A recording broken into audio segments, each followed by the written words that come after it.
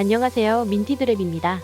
한 주간의 주요 이슈를 정리하는 먼데이 뉴스 시간입니다. 구독과 좋아요 부탁드릴게요. 지난 26일 암호화폐 가격이 4,500까지 상승하였습니다. 아마도 아마존 효과로 인한 상승으로 보여지는데요. 하지만 이러한 상승 요인의 전적으로 아마존이라는 기업이 암호화폐 시장에 진입할 것이란 기대감만 있지는 않았을 것입니다. 아마 미국 주요 기업 실적 발표에서 암호화폐 결제에 대한 언급을 할 것에 대한 기대감이 매우 높게 작용한 것으로 보입니다.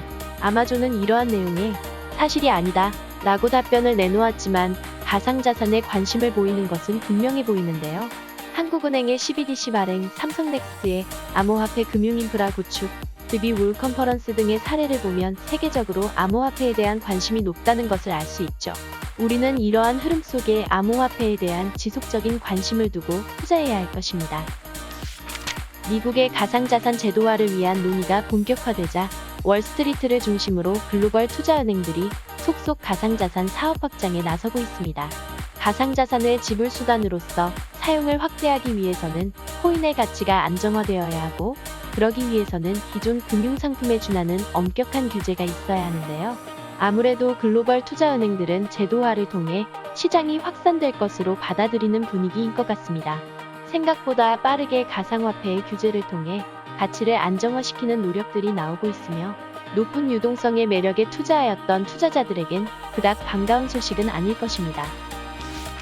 NFT는 블록체인에 저장된 데이터 단위로 보유하면서 상호 교환할 수 없는 특징 덕분에 음악 산업에 널리 이용되었으며, NBA 탑샷이 인기를 끌면서 수집품으로서 활용이 되어 왔습니다.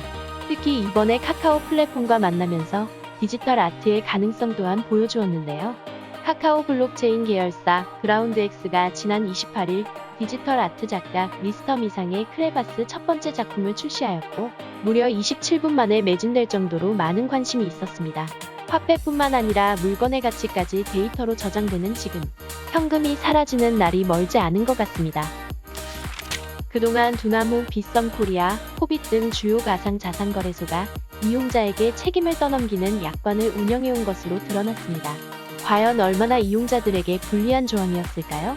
공정위가 특히 고객에 부당하게 불리하다고 본 것은 고객에게 불리한 내용을 포함해 약관을 개정할 경우 7일 또는 30일 이전에 공지하면서 고객의 명시적 의사표시가 없을 경우 동의한 것으로 본다는 것이었습니다.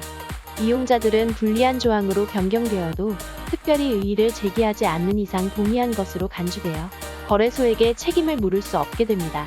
공정위에서도 가상자산 거래에 관심이 높아지면서 불공정 조항들로 인한 투자자들의 피해가 클 것으로 판단하여 대대적인 조치를 취한 것 같다는 생각이 드는데요. 하지만 시정 권고이기 때문에 빠른 시일 내에 시정이 될 수 있을지는 앞으로 지켜봐야 할 것 같습니다.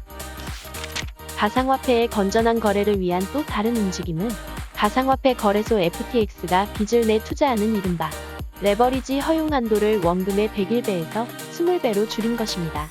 그동안 가상화폐 시장의 큰 유동성은 가상화폐가 화폐로서 기능을 할 수 있을까에 대한 가장 큰 걸림돌이었습니다.